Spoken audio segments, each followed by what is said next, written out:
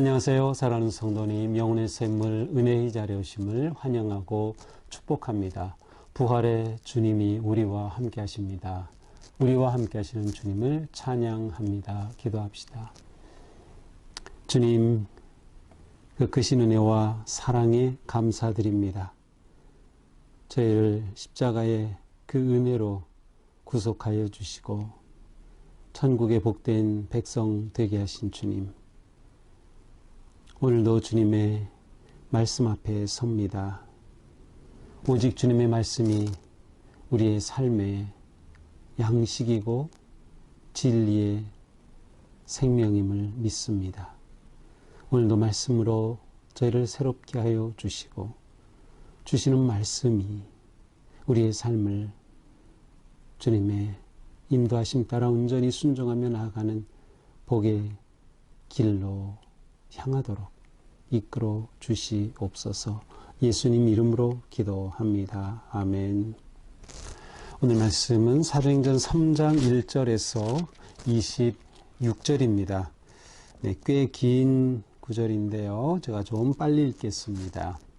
제9시 기도 시간에 베드로와 요한이 성전에 올라갈새 나면서 못 걷게 된 이를 사람들이 메고 오니 이는 성전에 들어가는 사람들에게 구걸하기 위하여 날마다 미문이라는 성전 문에 두는 자라. 그가 베드로와 요한이 성전에 들어가려 함을 보고 구걸하거늘 베드로가 요한과 더불어 주목하여 이르되 우리를 보라 하니 그가 그들에게 무엇을 얻을까 하여 바라보거늘 베드로가 이르되 은과 금은 내게 없거니와 내게 있는 것을 네게 주노니 나사렛 예수 그리스도의 이름으로 일어나 걸으라 하고 오른손을 잡아 일으키니 발과 발목이 곧 힘을 얻고 뛰어서서 걸으며 그들과 함께 성전으로 들어가면서 걷기도 하고 뛰기도 하며 하나님을 찬송하니 모든 백성이 그 걷는 것과 하나님을 찬송함을 보고 그가 본래 성전 미문에 앉아 구걸하던 사람인 줄 알고 그에게 일어난 일로 인하여 심히 놀랍게 여기며 놀라니라.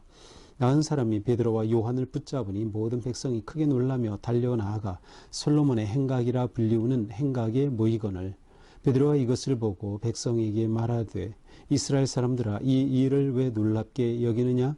우리 개인의 권능과 경건으로 이 사람을 걷게 한 것처럼 왜 우리를 주목하느냐? 아브라함과 이삭과 야곱의 하나님 곧 우리 조상의 하나님이 그의 종 예수를 영화롭게 하셨느니라. 너희가 그를 넘겨주고 빌라도가 놓아 주기로 결의한 것을 너희가 그 앞에서 거부하였으니 너희가 거룩하고 의로운 일을 거부하고 도리어 살인한 사람을 놓아주기를 구하여 생명의 주를 죽였도다. 그러나 하나님이 죽은 자 가운데서 그를 살리셨으니 우리가 이 일의 증인이라. 그 이름을 믿음으로 그 이름이 너희가 보고 아는 이 사람을 성하게 하였나니 예수로 말미암아 난 믿음이 너희 모든 사람 앞에서 이같이 완전히 낫게 하였느니라.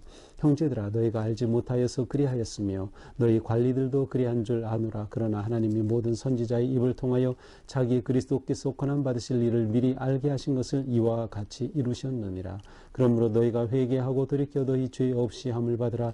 이같이 하면 새롭게 되는 날이 주 앞으로부터 이를 것이요 또 주께서 너희를 위하여 제 예정하신 그리스도 곧 예수를 보내시리니 하나님이 영원 전부터 거룩한 선지자들의 입을 통하여 말씀하신 바 만물을 회복하실 때까지는 하늘이 마땅히 그를 받아두리라. 모세가 말하되 주 하나님이 너희를 위하여 너희 형제 가운데서 나 같은 선지자 하나를 세울 것이니 너희가 무엇이든지 그의 모든 말을 들을 것이라. 누구든지 그 선지자의 말을 듣지 아니하는 자는 백성 중에서 멸망받으리라 하였고 또한 사무엘의 때부터 이어 말한 모든 선지자도 이 때를 가리켜서 말하였느니라. 너희는 선지자들의 자손이요 또 하나님이 너희 조상과 더불어 세우신 언약의 자손이라. 아브라함에게 이르시기를 땅 위의 모든 족속이 너의 씨로 말미암아 복을 받으리라 하셨으니 하나님이 그 종을 세워 복 주시려고 너희에게 먼저 보내사 너희로 하여금 돌이켜 각각 그 악함을 버리게 하셨느니라. 아멘. 자, 오늘 말씀은 사도행전에 나오는 첫 번 기적의 사건입니다. 이제 어제 그저께 말씀 굉장히 중요한 말씀들이 있죠. 특별히 어제 말씀에서 보면 베드로의 설교가 나오고요. 그래서 베드로의 첫 번 설교입니다. 오순절 설교라고도 할 수 있는데 여기서 중요한 것은 뭐예요? 회개하고 그리스도 이름으로 세례를 받고 제사함을 받으라. 너희가 성령을 받을 것이다. 그래서 회개의 메시지를 선포합니다. 이 베드로의 설교 보통 설교가 아니죠. 이 베드로가 성령 충만함을 입을 때 정말 그가 얼마나 놀라운 능력의 설교자가 되는가 하는 것을 보여줍니다. 자, 예수님도 처음 복음을 선포할 때 회개하라. 베드로도 마찬가지입니다. 회개하여 그리스도 이름으로 세례를 받으라 라고 말하죠. 이러한 그 놀라운 그러한 이 메시지 앞에 사람들이 회개하고 세례를 받고, 어제 2장 41절에는 3,000명이나 더해진 놀라운 역사가 일어납니다. 이렇게 하여 초대교회, 성령 강림절로 시작된 초대교회가 놀랍게 확장되는 그러한 역사를 보게 되죠. 자, 그런데 이들의 이 삶의 모습이 어제 마지막 본문에 무엇입니까? 날마다 마음을 같이하여 모이게 힘쓰고 집에서 떡을 떼고 하는 이러한 아름다운 초기 공동체, 부활의 주님 성령의 강림의 능력으로 경험하고 함께한 그들이 이룬 처음에 이 아름다운 공동체의 모습을 보여줍니다. 자, 이들에게서는 하나님을 찬미하고 또 백성들은 이들을 보면서 칭송하는 이 놀라운 모습이 보여져요. 자, 그런데 이제 오늘 본문은 이러한 상황 속에서 베드로와 요한이 성전에 올라갑니다. 1절 제9시 기도 시간에. 자, 9시 기도 시간이라고 하는 것은 이들이 일단 기도의 시간을 가지고 있었다는 것을 보여줍니다. 굉장히 중요합니다. 베드로와 요한은 성령 강림으로 성령님 우리가 함께 하시고 능력이 임했다. 그것으로 끝난 것이 아니라 기도를 멈추지 않은 겁니다. 어쩌면 기도에 더 힘썼다고 볼 수 있어요. 성령님의 그 능력이 역사하는, 또 부활의 주님과 함께하는 영적인 교제의 길이 바로 기도이기 때문이죠. 그래서 그들은 기도하러 올라갑니다. 제9시라고 하면 오후 3시를 말합니다. 유대인들은 보통 하루 3번 정도 기도했을 것이다. 기도하는 그러한 거룩한 습관이 있었습니다. 어떤 책에서는 오전 9시, 낮 12시, 정오, 오후 3시 이렇게 말하는데 그것은 좀 따르기가 좀 그렇고요. 그냥 하루에 3번 정도 기도했다 보면 좋을 것 같아요. 특별히 이 유대인들은 해가 질 때가 하루 시작입니다. 그래서 해가 질 때 기도했을 겁니다. 하루를 마무리하면서 또 시작하는 그러한 기도. 그리고 해가 뜨는 그러한 아침에 기도했을 것이고요. 그리고 한낮에 기도했을 겁니다. 그래서 베드로와 요한의 기도는 바로 이 한낮의 기도, 9시 기도 시간이었습니다. 성전으로 올라가는데 거기에는 매일 사람들이 메어다 놓는 한 사람이 있었습니다. 40대가 된 그러한 남자였는데 이 사람은 날 때부터 걷지 못하는 겁니다. 그러니 일을 할 수도 없고, 그래서 바로 이 사람 구걸하여서 살아가는 사람이었어요. 그런데 이 사람이 구걸하는 것은 미문이라고 하는 성전문에, 미문이라고 하는 그 문에 와서 구걸을 하는 겁니다. 자, 미문 하면 이제 성전 주변으로 9개의 문이 있었는데 그 중에서도 가장 아름다운 문으로 알려져 있어요. 그래서 아름다울 미자를 씁니다. 영어 성경으로도 beautiful gate라고 되어 있어요. 역사가 요세포스에 의하면 이 9개의 문 중에 가장 아름답고 고린도 양식으로 지어진 그런 문이고, 여기에는 은이 입혀져 있고 또 금으로 장식이 되어 있다. 이러한 표현들을 보면 굉장히 아름다운 문이었던 것이 분명합니다. 자, 바로 이 문 앞에 이 장애인이 서서 구걸을 하는 겁니다. 자, 그런데 이날 베드로와 요한은 4절에 보니까 이 사람을 주목하여 보게 됐어요. 주목한다는 것은 그냥 보는 게 아니라 그 사람을 관심을 가지고 보게 되는 겁니다. 이전에도 이곳에 드나들지 않았을까요? 그런데 이날은 베드로와 요한이 이 미문에 앉아있는 사람을 주목하게 된 겁니다. 이들은 지금 세상을 보는, 그리고 사람을 보는 새로운 눈을 가지게 된 겁니다. 이게 신앙생활 하는데 아주 중요한 거예요. 우리가 예수 그리스도를 믿고 성령님이 우리와 함께 하시면 우리는 세상을 보는 눈이 달라집니다. 사람을 보는 눈이 달라지는 거죠. 그래서 우리의 눈이 그들의 필요를 보게 되고 그 필요를 따라서 우리는 그들을 섬길 수 있게 되는 거예요. 이 미문에 앉는 사람을 주목하여 보게 될 때, 이 사람 정말 성령의, 예수님의 강한 능력의 역사하심이 필요한 사람이구나.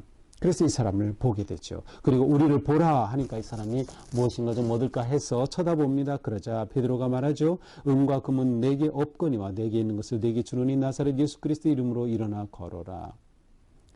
자, 우리에게는 돈은 없어. 하지만 우리에게 있는 게 나사렛 예수 그리스도 이름이야.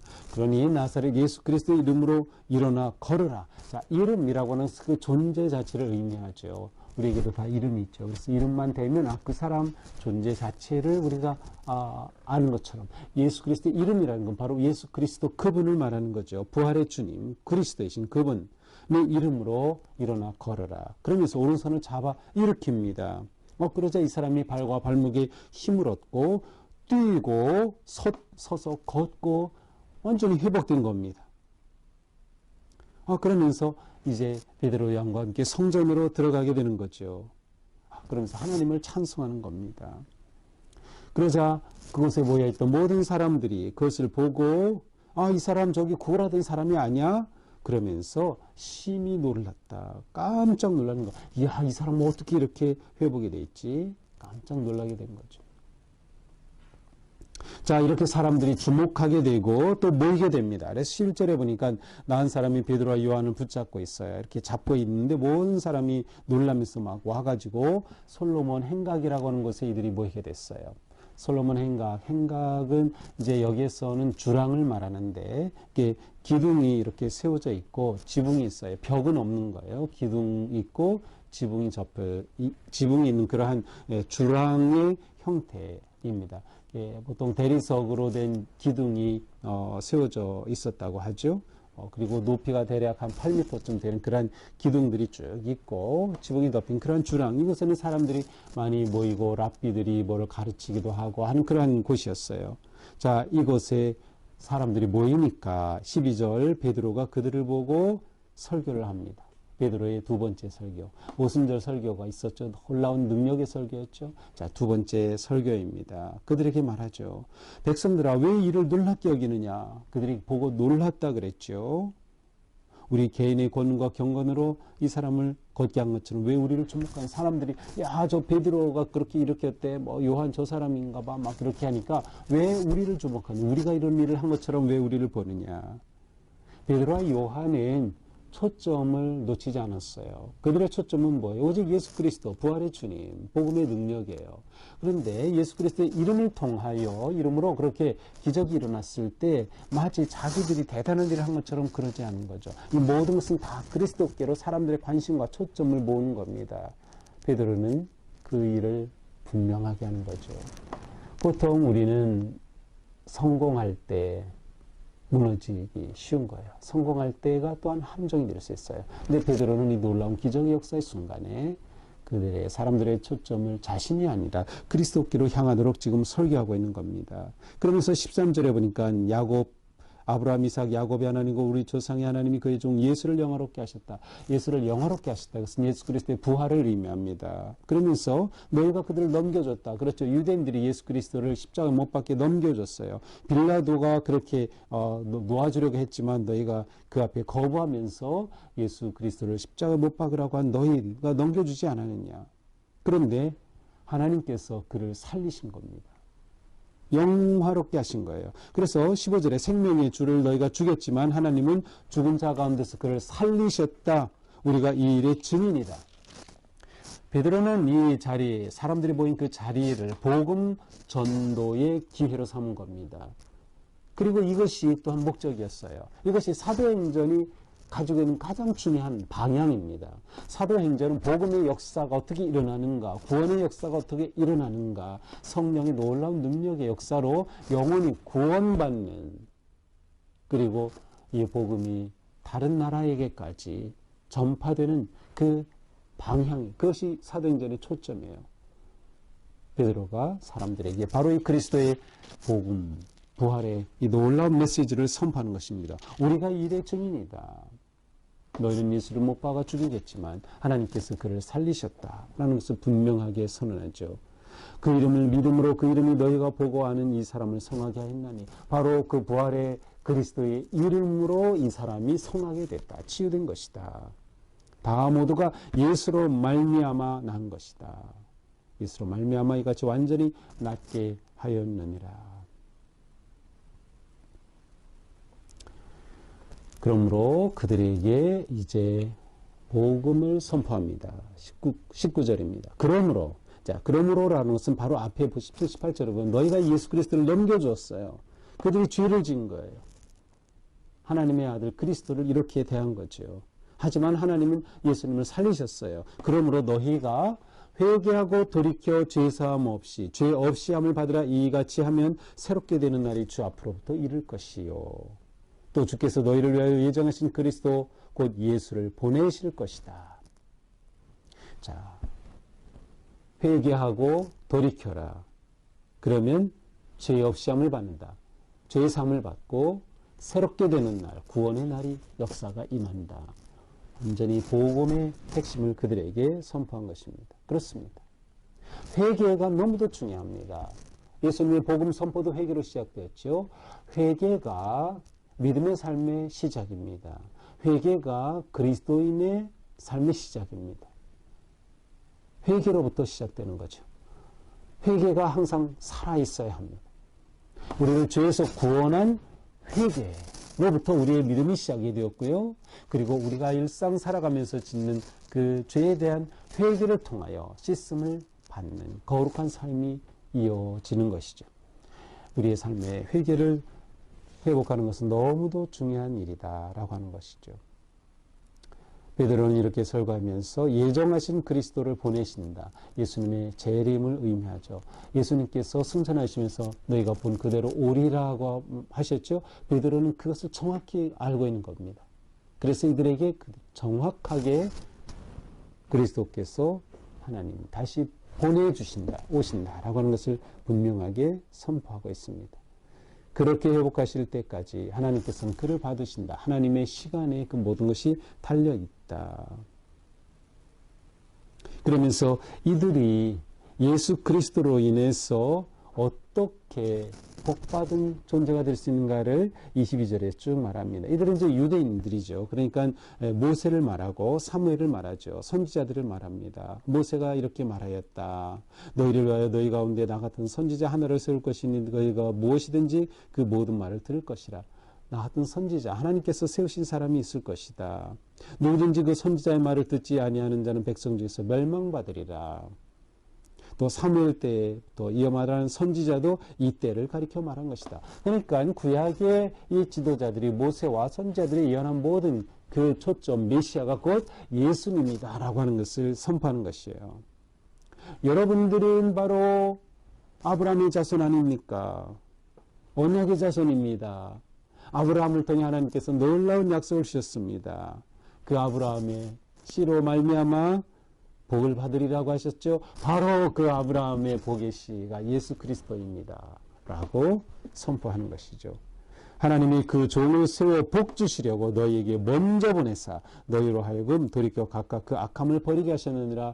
그래서 예수 그리스도를 보내셔서 회개함으로 죄사함을 받고 하나님의 약속의 언약의 복을 성취해 주시리라. 바로 그리스도 복음을 그들에게 선포하는 것입니다. 그래서 베드로는 그들에게 회개의 촉구와 함께 회개함으로 얻게 되니 놀라운 하나님의 복을 그들에게 선포함으로 하나님의 언약이 이루어질 것을 분명하게 외치고 있습니다. 자, 베드로의 이러한 놀라운 설교를 보면서 참 베드로가 정말 성령 충만함으로 이렇게 놀라운 복음의 전도자가 되었구나 라는 것을 이 사도행전 앞부분부터 처음부터 우리는 확인하게 됩니다. 자, 오늘 말씀을 보면서 우리는 정말 우리가 믿음 생활하면서 잡아야 될 것이 무엇인가를 분명히 보여줍니다. 무엇을 잡을 것인가? 무엇을 잡아야 될까요? 우리는 기도를 잡아야 된다. 기도를 잡지 않고서는 우리의 믿음의 삶은 전진할 수가 없습니다. 성장할 수가 없습니다. 우리는 기도를 잡아야 합니다. 성도에게 기도가 일입니다. 우리가 기도하지 않는다면 우리는 성도로서 아무 일도 하지 않는 것과 똑같습니다. 우리는 기도가 능력이다. 기도가 길이다. 라고 하는 것을 분명히 봐요. 그래서 우리는 기도의 시간이 나에게 있어야 하고요. 그래서 어느 시간이든 기도의 시간, 매일 새벽 제단을 쌓는 분들 아주 좋은 겁니다. 매일 저녁에 가족이 모여 함께 예배하며 기도하는 건 너무나도 귀한 겁니다. 나에게 기도 시간이 있어야 된다. 또 우리는 전심으로 기도하며 믿음으로 끝까지 기도할 때 우리는 진정으로 복음의 사람으로 세워진다. 진정한 하나님의 자녀로, 그리스도인으로 세워지는 거죠. 자, 우리는 무엇을 또 잡아야 할까? 바로 예수 그리스도입니다. 그리스도의 이름이죠. 베드로와 요한은 나사렛 예수 그리스도의 이름으로 놀라운 치유의 능력을 보여주었습니다. 그렇습니다.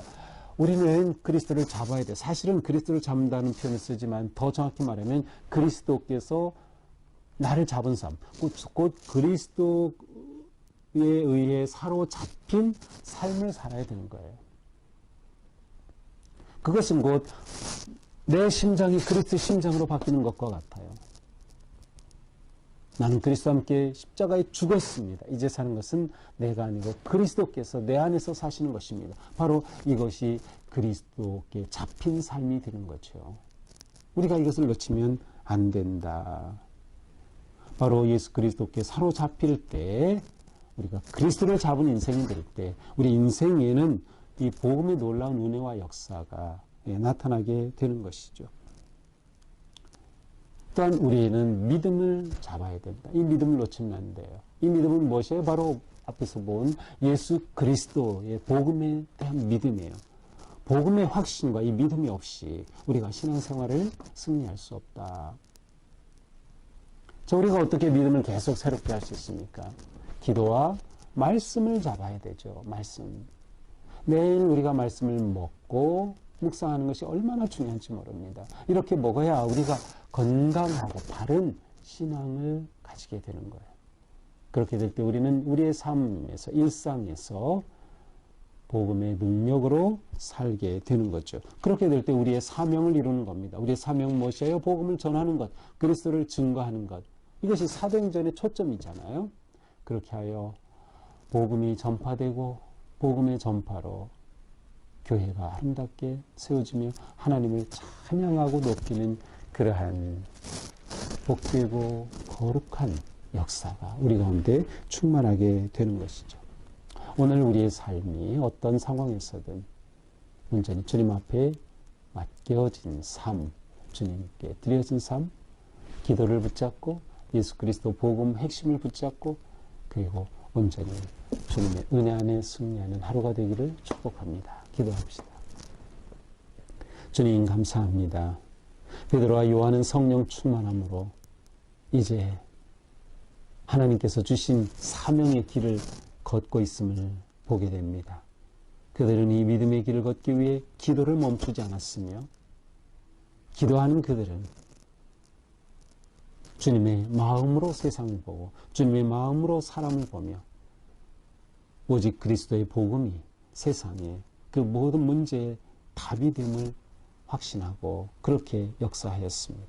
주님, 오늘 우리 사는 동안에 우리가 오직 예수 그리스도의 복음, 예수 그리스도의 그 이름을 놓치지 않게 해주시고 기도를 붙잡고 말씀을 붙잡고 온전히 주님의 뜻에 합당하게 믿음으로 승리하는 하루가 되게 하여 주시옵소서. 예수님 이름으로 기도합니다. 아멘. 네, 오늘도 주님의 은혜 안에서 우리 삶이처럼 승리하는 길 되기를, 복음의 삶 승리하기를 축복합니다. 사랑합니다.